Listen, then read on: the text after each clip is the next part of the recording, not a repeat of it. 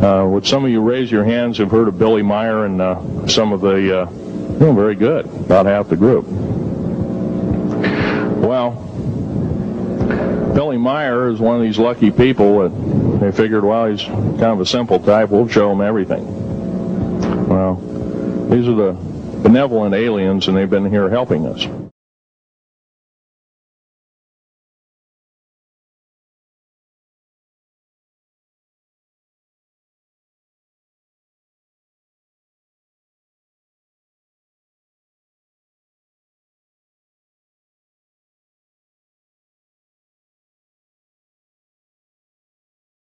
But I think a similar kind of thing is, let's look at the case of the Swiss,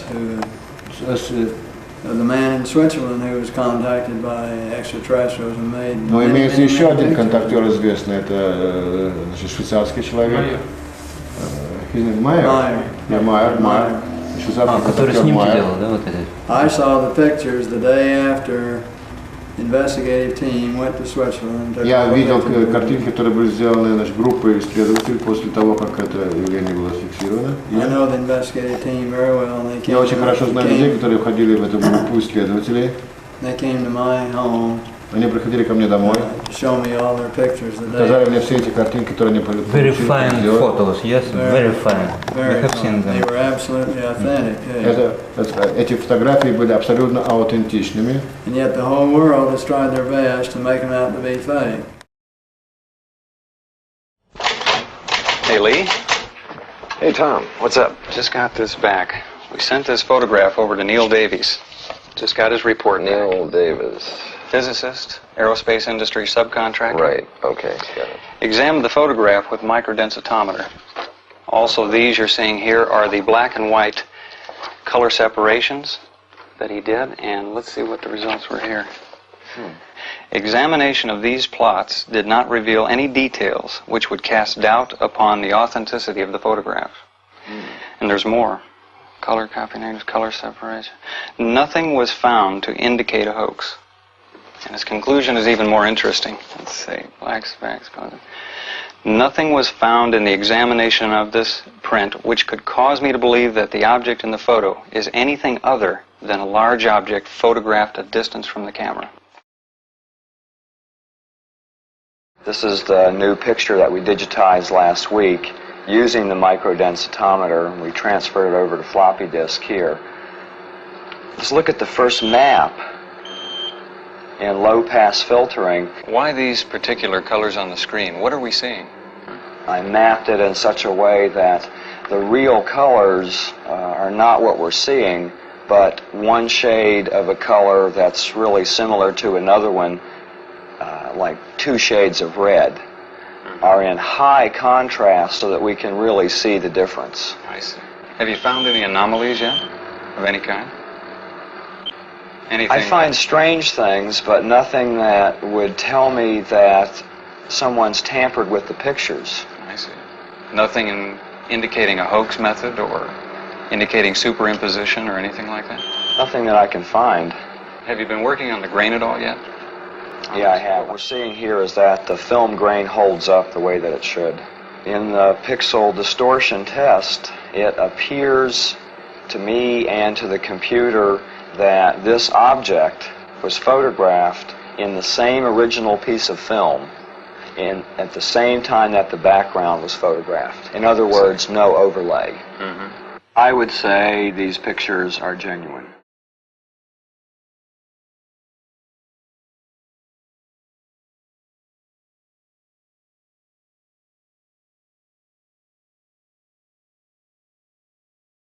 This is one of the... Because of the unusual nature of the findings, the fragments are given to chemist Marcel Vogel, an expert in crystalline structures and inventor of many substances used in computer components. The first specimen I looked at is a metal specimen, which I classified as F1. This is the appearance that it looked at, rather golden colored on one side, silvery colored here. We find that in truth it is silver and a small amount of copper.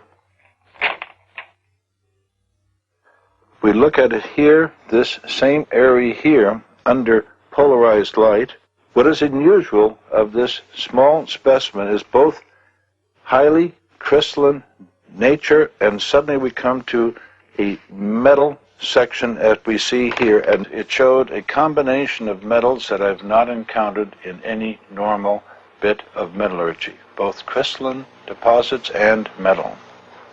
Now, we, with any technology that I know of, could not achieve this on this Earth plane.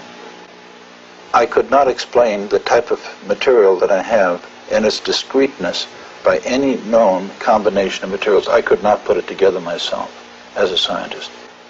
It's also a challenge because I showed it to one of my friends who was a metallurgist, and he shook his head. He said, I don't see how it can be put together. And we find that in this area there is evidence of machining, that there are striations which look like the sample has been worked mechanically. It doesn't look like anything that we've made here.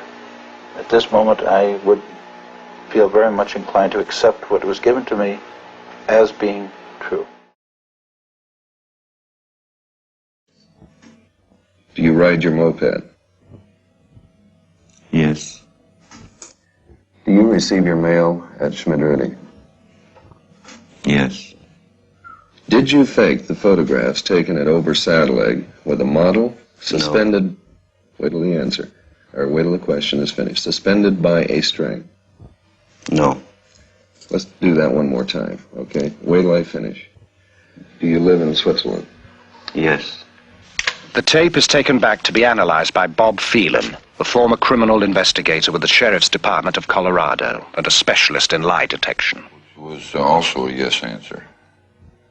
Number 3, do you live in Switzerland? Yes, he lives in Switzerland. There's enough stress here to indicate that probably isn't where he prefers to live, or he's lived someplace else. Question 4 was the first relevant question you asked him, is have you taken the photographs of spacecraft? His answer was yes. He's being extremely forceful, though not deceptive. Mm-hmm. And my opinion on that particular question is that he's being as truthful as possible. Mm-hmm. Number 7 was the second relevant question you asked him, and he answered right on top of the question. And the person asking the question had asked him to answer the question again, and then he asked the question again. The stress levels between the two diminished the second time that the question was asked, which is not indicative of deception, because stress builds in a deceptive pattern. It doesn't diminish. Mm-hmm. If it was a deceptive answer, the stress would then increase, not decrease. Mm-hmm. This is probably one of the most interesting things about the tape, is that there are... What's this right now? Very, very many tones. Yeah. And they're all changing very fast. For a moment there, we were looking in and we had 3 evenly spaced frequencies. See it there again? Yeah, you got them again. Yeah.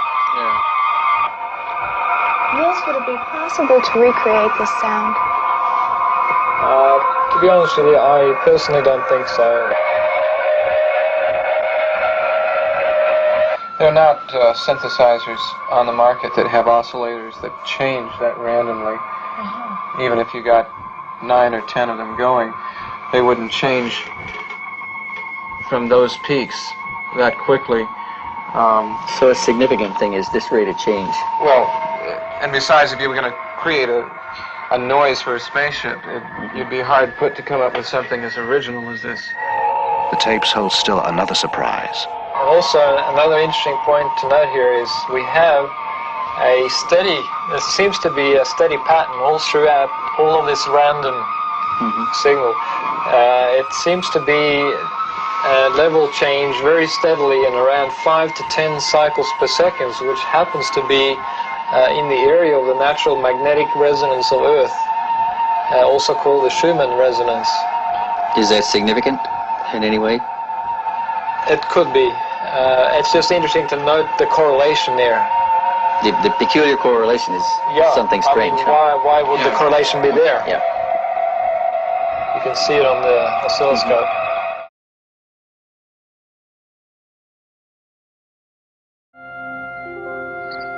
There remain only a few questions to clear up, but one of them has perhaps the most bearing on the Meier case. If his story is true, how did those beings accomplish a journey of such staggering distances? The investigators put the question to Alan Holt, an astrophysicist who works with the US space program, and David Froning, a specialist in spacecraft design for that program. Gentlemen, is faster than light travel possible today in our technology, or is this still just theory? There have been physicists that have been so bold and brave as to actually postulate the existence of particles that travel faster than the speed of light. And they have called these entities tachyons. And they have shown that the existence of such faster than light entities may not violate known laws of physics. I've worked on a kind of a field theory approach, which is basically an extension. I like to view it as an extension of Einstein's last work on a unified field theory. I really think that everything is pointing to a breakthrough that will make possible faster than light travel. Now, not all physicists will agree with that. How would it work? Well, I've represented here hyperspace currents by these blue and red lines. Down in here would be space and time. So space and time is what we're aware of and what we deal with in everyday life. But there could exist a higher dimensional space, a hyperspace, that we can interact with by certain configurations of electromagnetic energy patterns. So the concept here would be you start out with a certain pattern. Generally, you're tied in with the Earth's gravitational field and its hyperspace currents, but there's a low connection with perhaps a distant star. As you change the pattern, the connection with the Earth's gravitational field and its hyperspace currents decreases, and the connection with the distant star's pattern increases. And so, in effect, you're being pushed away from the Earth's gravitational field and pulled in to a gravitational field of a distant star. I had some artists do some work here showing a spacecraft leaving our solar system and going out of space and time. This red line represents the division between space and time and hyperspace. And the spacecraft, based on the propulsion concept I proposed, would use a field resonance effect to effectively jump into hyperspace, disappearing from space and time in our solar system, and then reappearing at a distant star.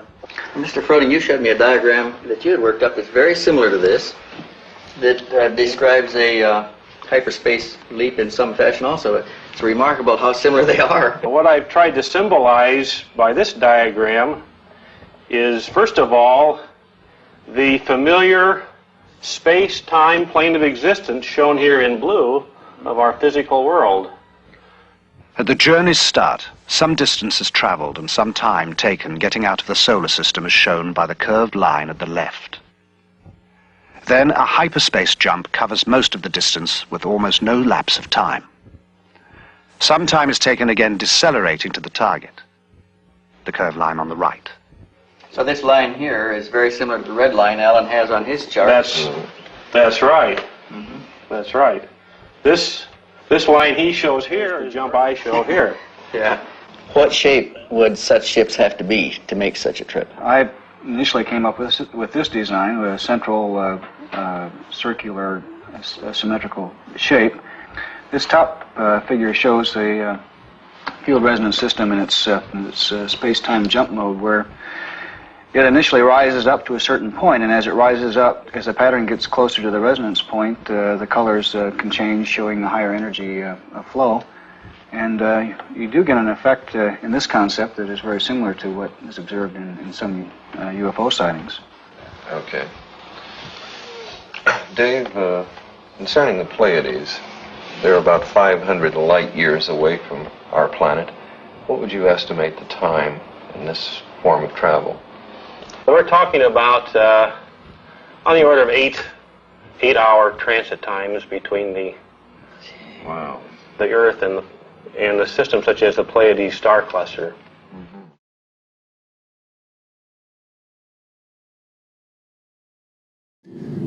Well, at first it was just to try to check the veracity of the case itself, to find out what the evidence was behind it that supported it, and I did that for several years. And then I learned about the Talmud of Emmanuel document that was associated with the case, and then I spent most of the rest of my time since then looking into the genuineness of this ancient document that was discovered in 1963. What conclusions you came? Well, after many years' research, I've just found hundreds of reasons, hundreds of them, that indicate the Talmud of Emmanuel was the source of the Gospel of Matthew, in the New Testament Gospel of Matthew, and that it was no hoax based upon the Gospel of Matthew. There's just too many things it explains, too many uncertainties that the scholars, New Testament scholars, have had over the centuries and years that are explained by this document that in a totally creative way that the scholars themselves would never be able to accept, because there's so many problems they would have with the Talmud of Emmanuel. But yet for someone with an open mind who is outside of the establishment, they can see the reality of it, I would hope. The scholars have many reasons why they can't look into this document. Like, for one, it's heretical in quite a few different ways, not just one or two ways. And, well, I came to the conclusion that the case could be no hoax, based mainly upon the first-hand investigations of the primary investigators that were investigating the case when it was only 2, 3, 4, 5 years old. This was mainly Wendelle Stevens and his associates, plus Gary Kinder, who did thorough investigations in 1983. The other investigation started in about 1977, and his case became noted to the public in 1975. And so I looked into it as much depth as I could, even went to Switzerland in 1985 to check out a few of the secondary witnesses that I could. It all checked out, plus the reasons why certain debunkers are totally against the case. It all made sense that it was very real. And then it was back in 1984 that I learned about a document that came out of this case called the Talmud of Emmanuel that purports to be the true teachings of Jesus, except his name was Emmanuel then, until Paul got it converted to Jesus through Paul's own desires to call him Yeshua. And so learning about this document then started to occupy my time, and I turned myself into a New Testament scholar as best I could to look into the genuineness of it and find out that the Gospel of Matthew is closely related to the Talmud of Emmanuel.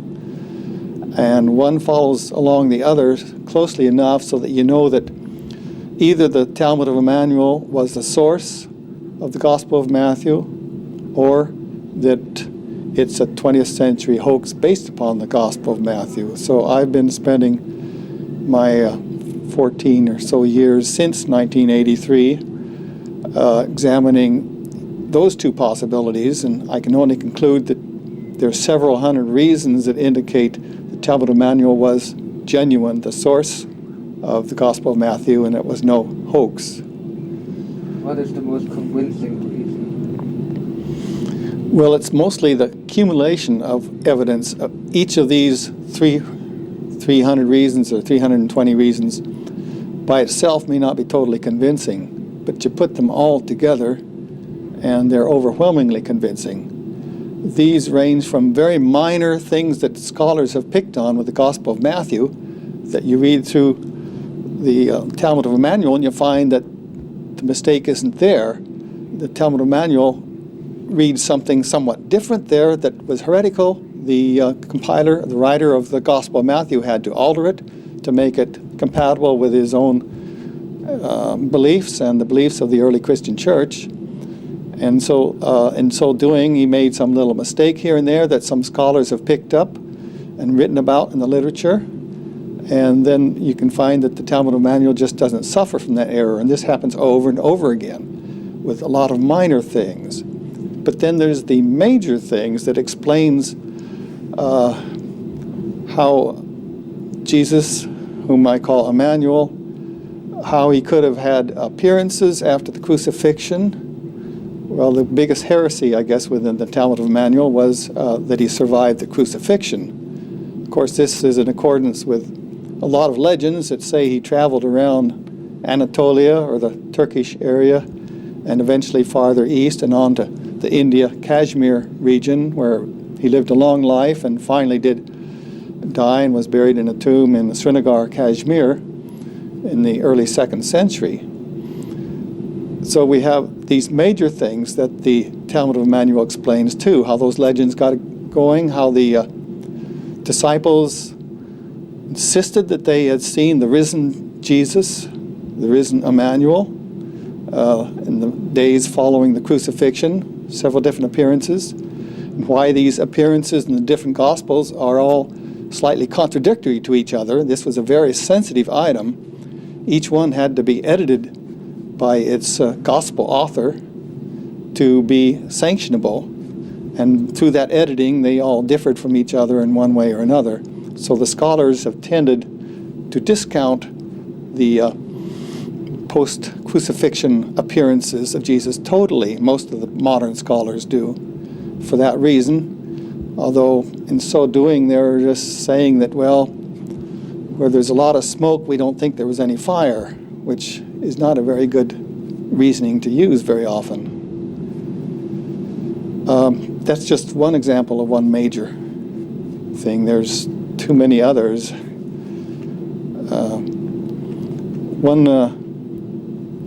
One major heresy, well, one series of heresies is that the teachings of Emmanuel, I would say, were altered and distorted because they were unacceptable about 85% of the time.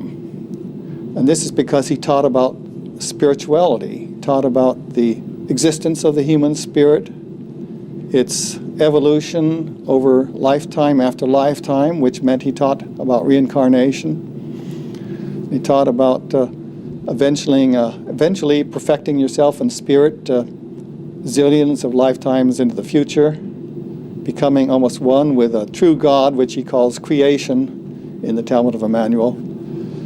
All that had to be edited out, leaving the writer of the Gospel of Matthew to substitute all kinds of stuff in its place, in particular talking about the kingdom of heaven or the kingdom of God, wherever the Talmud of Emmanuel would talk about the realm of the spirit, the realm of the human spirit. That alteration was pretty successful for him. There weren't too many complaints about that, but now and then it would lead him into trouble. Something didn't fit the text right, and he would go on with the text and then find that there's a contradiction, and the contradiction would be picked up. One of the contradictions that comes to my mind is early in Matthew, Jesus is quoted as saying that you shouldn't swear. You just should say yes, yes, or no, no. Just don't swear by anything. Then about 18 verses later in the Gospel of Matthew, he says, if you're going to swear, don't swear by the gold in the temple, but it's the temple that makes the gold sacred. And if you're going to swear by God, it's because God is the God of everything. In other words, he contradicts this earlier spot, and you can compare this with the Talmud of Emmanuel and find that the Talmud of Emmanuel was consistent throughout. This is what there's hundreds of examples of in the Talmud of Emmanuel, indicating that Emmanuel was a logical teacher. He had to teach spirituality in as logical a way as he could. And this probably wasn't too easy to do.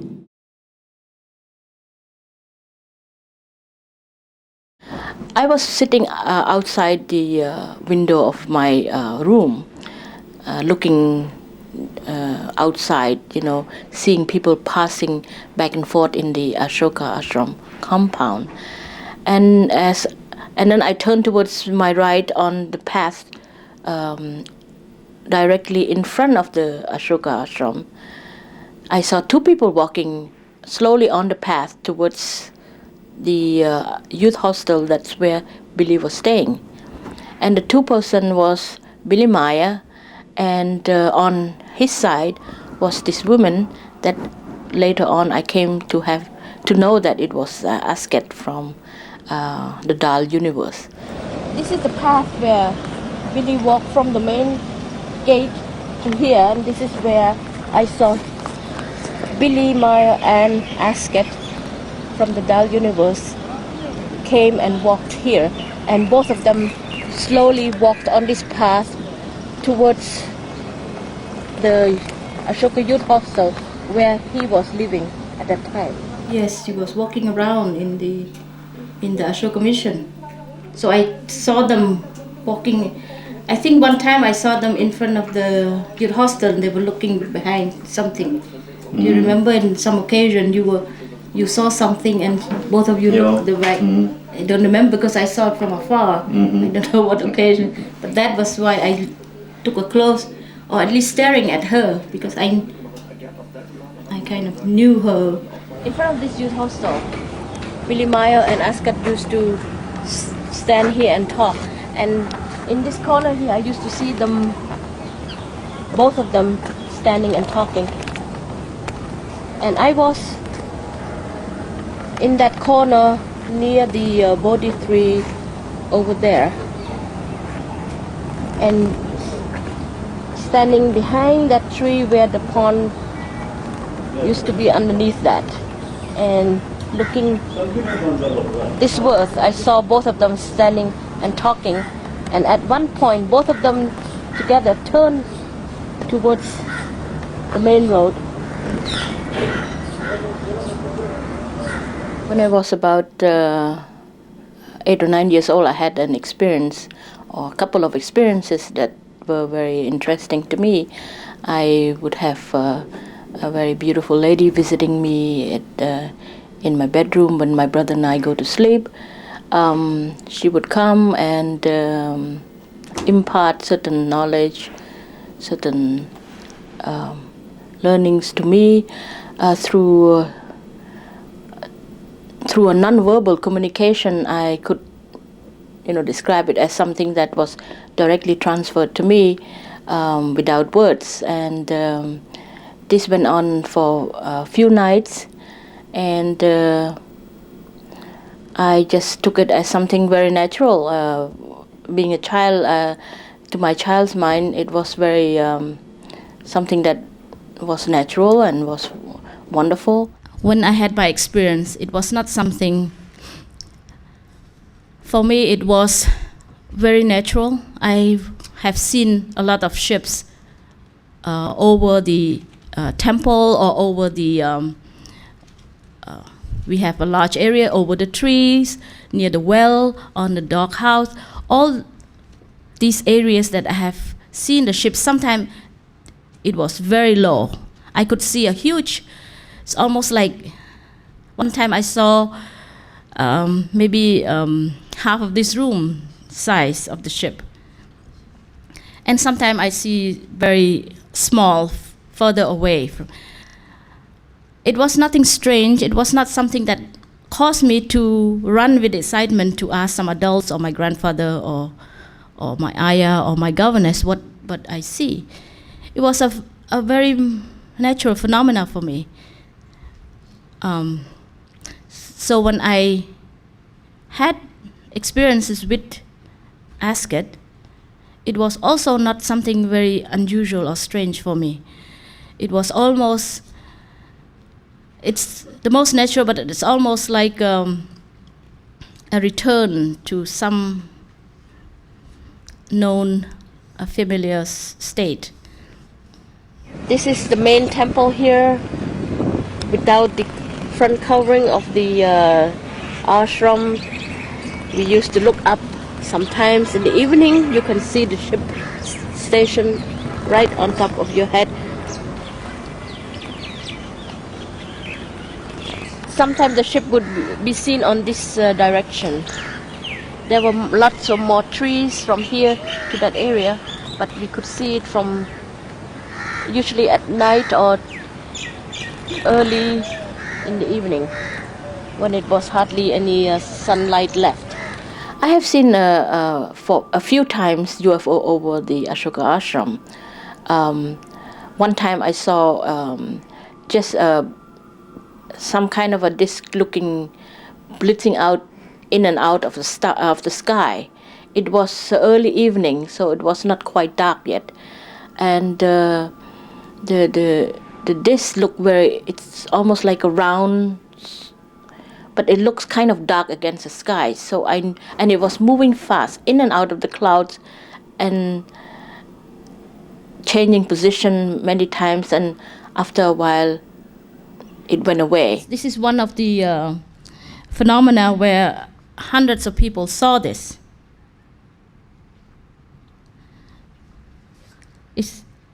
This one, I think, had been witnessed by a whole, I think maybe 100 people. Even was written in the Indian newspaper in the 60s.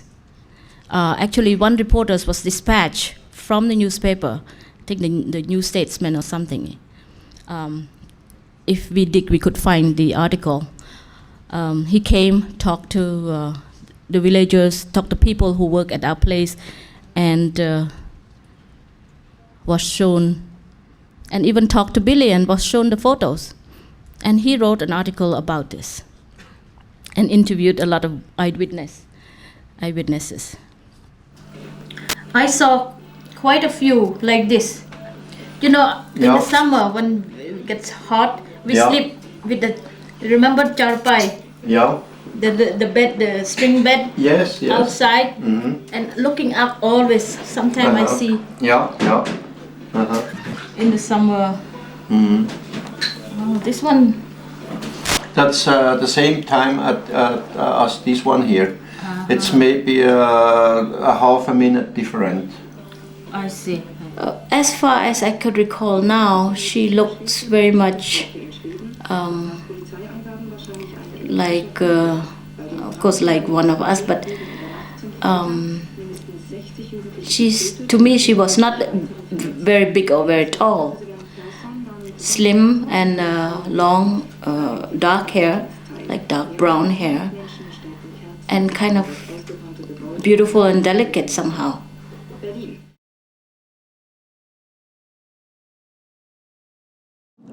You usually find that people that are not telling the truth are evasive. They look away to get their answers and things like that. Mr. Meier looked me square in the eye and answered every question, looked right into my soul when he answered the question. He gave me simple answers and very direct answers. He gave them to me in English, and I was convinced that he was telling me what he believed to be the truth. Well, I became more convinced that the photographs were real when he took me over all of the photographic sites, and I could see that there's no place to suspend lines into the scene. The hill dropped away at a steep angle. There were no anchor points. There was no way that he could have thrown it into the scene, because I saw scenery on the side of each image area that was greater than you could throw up a small model into. Also, it wasn't pushed up from the bottom, and I became convinced that there was no way I could figure out that anybody could get models into the scene. We found that the metal, which we tested in several metallurgical laboratories, not just one, we found that the metal was unique, that it had unique properties, that most metallurgists agreed that it could not have been made on this planet. The sounds were unique. We went to the biggest sound bank in the world, the Groton Naval Sound Research Laboratory, Groton, Connecticut, run by the Navy. It has all the sounds in the bank that you can get, and they're computer controlled. When we put the UFO sounds into the bank, it couldn't find a match.